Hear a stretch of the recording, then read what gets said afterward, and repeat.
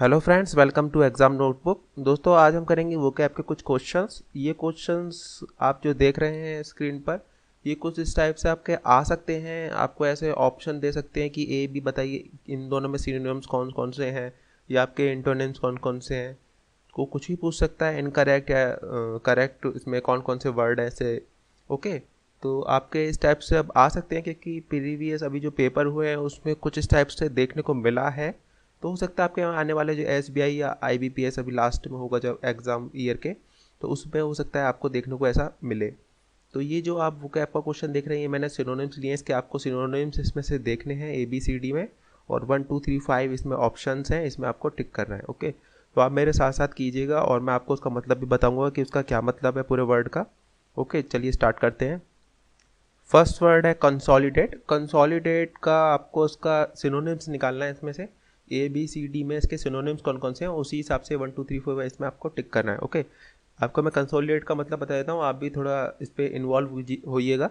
Okay, तो consolidate का मतलब होता है संगठित करना, या फिर एक समूह में इकट्ठा होना, हम बोल सकते हैं। ओके, तो कंसोलिडेट का मतलब होता है संगठित होना। आप संगठित होना कंसोलिडेट से मिलते हुए वर्ड देखिए, इसमें इसके जो सिनोनिम्स हैं वो कौन कौन से हैं, A B C D. Okay, तो आप कॉन्टिनेट मतलब क्या होता है आपको शायद पता होगा, अगर नहीं पता है तो उसका मतलब होता है जुटना। ओके, और जो बी आप देख रहे हैं उसमें है सॉलिडिफाई। सॉलिडिफाई का मतलब होता है जमना, मतलब एक जगह कहीं जमा होना। ओके, और जो सी आप देख रहे हैं इनकॉर्पोरेट, इनकॉर्पोरेट का मतलब होता है सम्मिलित, किसी चीज़ में सम्मिलित होना। ओके, और मैल्ट का मतलब होता है, मैल्ट बहुत कॉमन वर्ड है, मिलना हम बोल सकते हैं। ओके, मिलकर एक होना।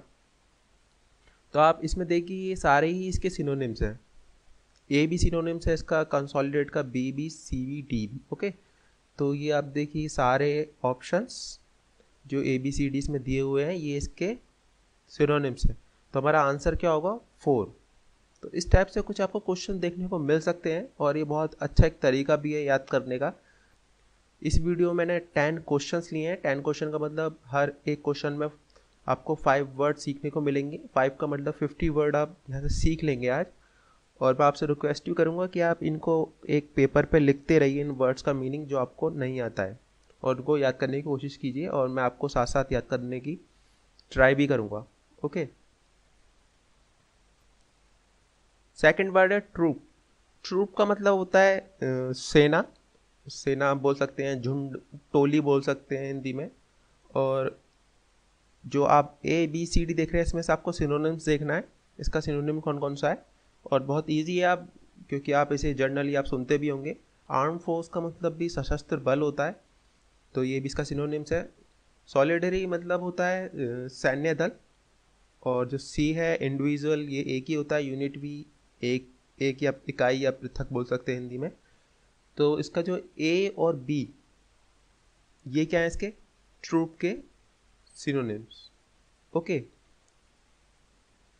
तो हमारा ऑप्शन कौन सा सही है इसमें, सी। थर्ड क्वेश्चन है अपस्विंग। अपस्विंग का मतलब होता है अपटर्न। ओके, अपटर्न मतलब इसका सिनोनिम्स ही है। अपस्विंग का हिंदी जो मीनिंग होता है होता है चढ़ाव, किसी चीज़ में चढ़ाव होना। अपटर्न का मतलब भी चढ़ाव ही होता है। और डाउन का मतलब आप सबको पता ही होगा, डाउन का मतलब होता है नीचे। राइज का मतलब भी चढ़ाव होता है, वृद्धि होना किसी चीज़ में। ओके, डिक्लाइन तो कोई साइंस ही नहीं है, इसका एंटोनिम्स ही है। तो आप देखिए इसमें सिनोनिम्स कौन कौन से हैं, ए और सी। तो ए और सी इसके सिनोनिम्स हैं, मतलब हमारा फिफ्थ ऑप्शन इसमें सही है। और ये आप साथ के साथ लिखती रहिएगा, जो भी आपको वर्ड नहीं आता है, और उन्हें याद करने की कोशिश कीजिएगा। फोर्थ वर्ड है क्लस्टर। क्लस्टर का मतलब होता है समूह, गुच्छा, या बोल सकते हैं हम झुंड, एक झुंड भी बोल सकते हैं हम क्लस्टर को। ओके, हिंदी में। और क्लस्टर की जो आप देखिए यूनिट, यूनिट तो अभी हमने लास्ट में देखा था कि यूनिट का मतलब तो एक ही होता है, और सिंगल का मतलब एक ही होता है। ये बेबी आपको नया वर्ड देखने को मिल सकता है, और ये सब न्यूज़पेपर में आते हैं, ये रोज़ वर्ड आप न्यूज़पेपर भी रीड कीजिए। तो जो सी है इसमें बेबी, बेबी का मतलब होता है झुंड। ओके, और बहुत अच्छा वर्ड है बेबी, और बेबी का मतलब होता है झुंड। और जो डी है असेंबलेज। असेंबलेज का मतलब होता है जमावड़ा, किसी चीज़ का जमावड़ा बोलते हैं हम, कि जमावड़ा लगा हुआ है। ओके, हिंदी में। तो वो असेंबलेज ही होता है वो एक तरीके से। और इकोनॉमिक्स में थोड़ा ज़्यादा यूज़ होता है, और भी एडिटोरियल में भी काफ़ी वर्ड आता है ये असेंबलेज।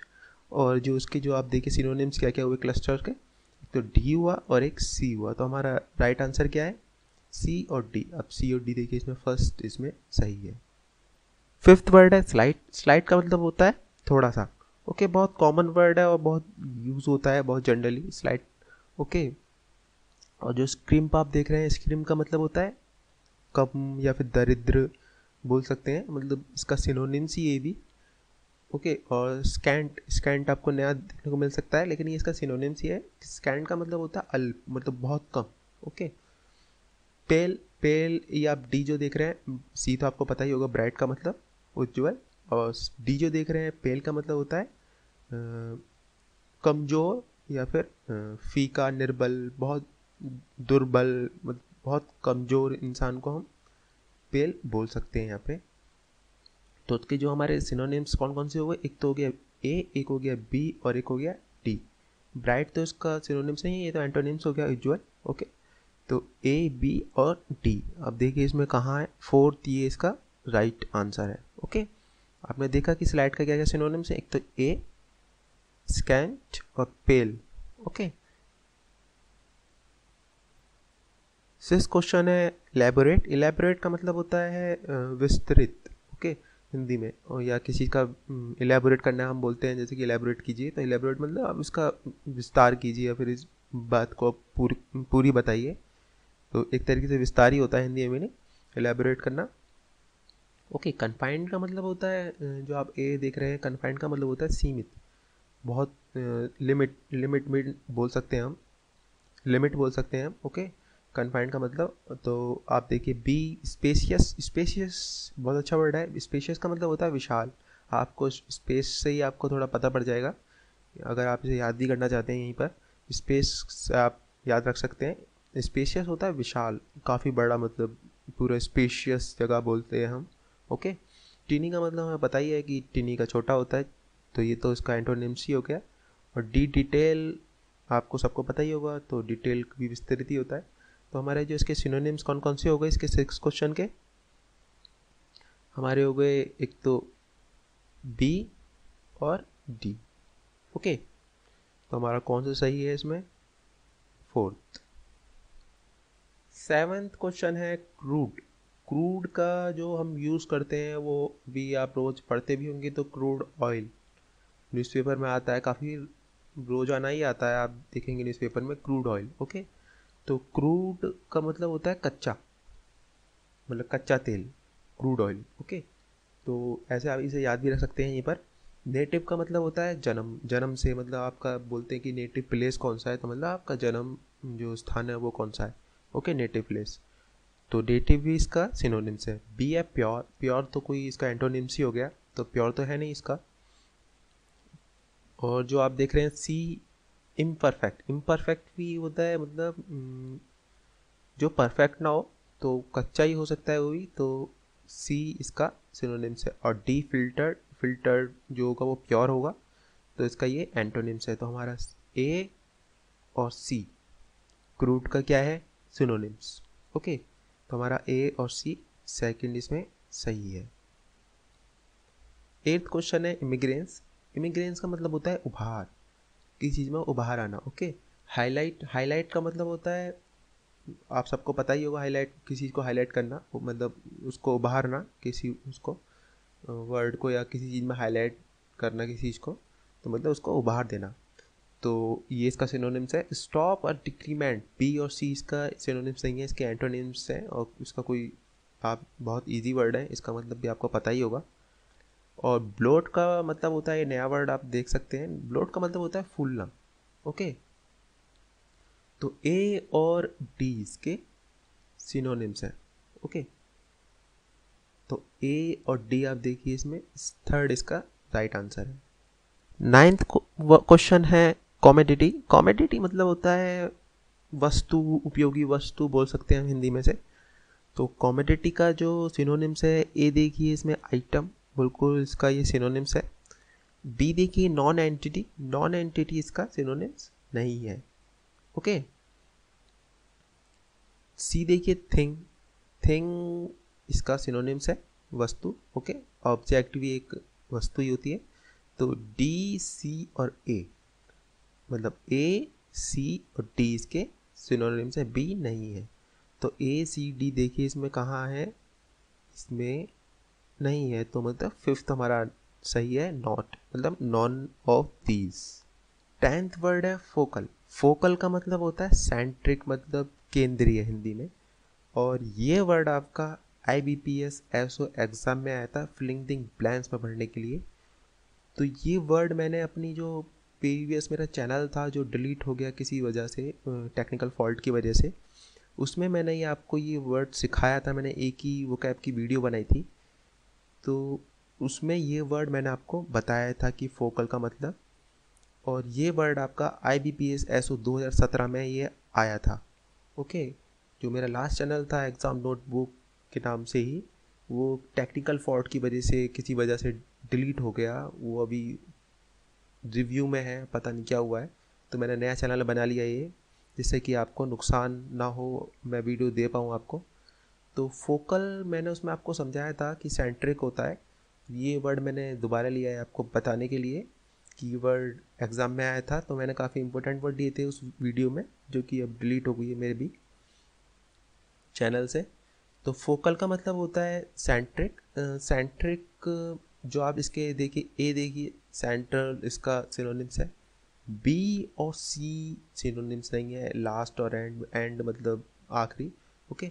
तो मिडिल मोस्ट, मिडिल मोस्ट भी इसका सिनोनिम्स है। तो हमारे ए और डी ये इसके सिनोनिम्स हैं।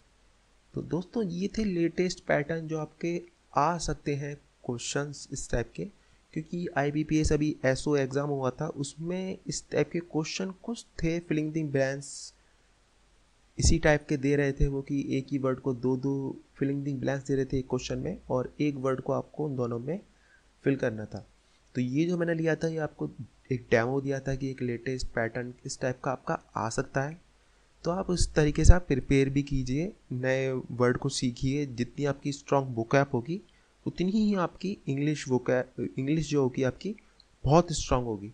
आप अपना फोकस पूरा वोकैब पर ज़्यादा दीजिए, जितना ज़्यादा से ज़्यादा दे सकते हैं, और रूल्स भी पढ़ते रहिए साथ में, ओके। और जो भी आप न्यूज़पेपर या मैगज़ीन या आप कोई बुक पढ़ते हैं, वो इंग्लिश में ही पढ़िए, और उसे 1 घंटा या फिर आधे घंटे अपने दिन में एक टाइम ज़रूर दीजिए। और थोड़ा ही पढ़िए, एक पैराग्राफ पढ़िए, लेकिन शुरुआत कीजिए, अपनी रीडिंग हैबिट डालिए। क्योंकि एग्ज़ाम में जो अब बैंक के होते हैं, क्लर्क होता है, सभी काफ़ी टफ होते जा रहे हैं। तो उसमें आपकी इंग्लिश काफ़ी देखी जाती है, बहुत एक एक को आपकी पूरी वोकैब चेक की जाती है, आपके रूल्स चेक किए जाते हैं। आपकी रीडिंग हैबिट है तो आप पैसेज भी आप आसानी से कर सकते हैं। तो ये सब आपको सब चीज़ों में देखा जा रहा है इंग्लिश में आजकल। तो काफ़ी इंपॉर्टेंट पार्ट हो गया है बैंक, स्पेशली बैंक के एग्ज़ाम में, और SSC में भी अब होता जा रहा है धीरे धीरे। तो आप बैंक की अगर प्रिपरेशन कर रहे हैं तो आप रीडिंग हैबिट ज़रूर डालिए, कुछ भी पढ़िए। ऐसा नहीं है कि आप न्यूज़पेपर का एडिटोरियल ही पढ़ रहे हैं, ओके। एडिटोरियल के अलावा भी आपको बोरिंग कर सकता है, आपको एडिटोरियल काफ़ी टफ वर्ड होते हैं, उसमें समझने में काफ़ी टाइम लग जाता है। किसी एडिटोरियल को अगर ठीक से पढ़ने बैठ गए तो उसमें टाइम भी बहुत लगता है। तो आप शुरुआत करना चाहते हैं तो आप कोई इजी कुछ भी बुक ले लीजिए। आप आपकी इंटरेस्टिंग कोई हॉबी होगी, आपके स्पोर्ट्स आपकी हॉबी है, या फिर आप लाइफ स्टाइल से कुछ जानकारी चाहते हैं, कुछ मैगज़ीन पढ़ना चाहते हैं, तो आप इंग्लिश में जितनी आप पढ़ेंगे उतनी ही आपकी जो आपकी इंग्लिश की हैबिट है वो पढ़ जाएगी। वो आप फिर एडिटोरियल के आप कुछ भी पढ़ लेंगे। अब दोस्तों, अब मिलेंगे हम नेक्स्ट वीडियो में और कुछ अच्छे क्वेश्चंस के साथ। मैं जल्द से जल्द और भी क्वेश्चन लेकर आऊँगा आपके लिए। जो भी मैं क्वेश्चन लाऊंगा वो बहुत रिसर्च और पूरे उसके साथ लेकर आऊँगा, कि फालतू क्वेश्चन नहीं दूंगा मैं आपको यहाँ पर।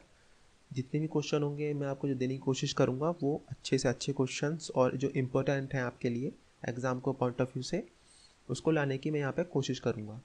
मिलते हैं दोस्तों अब नेक्स्ट वीडियो में और अच्छे कुछ अलग क्वेश्चंस के साथ। तब तक के लिए बाय, टेक केयर।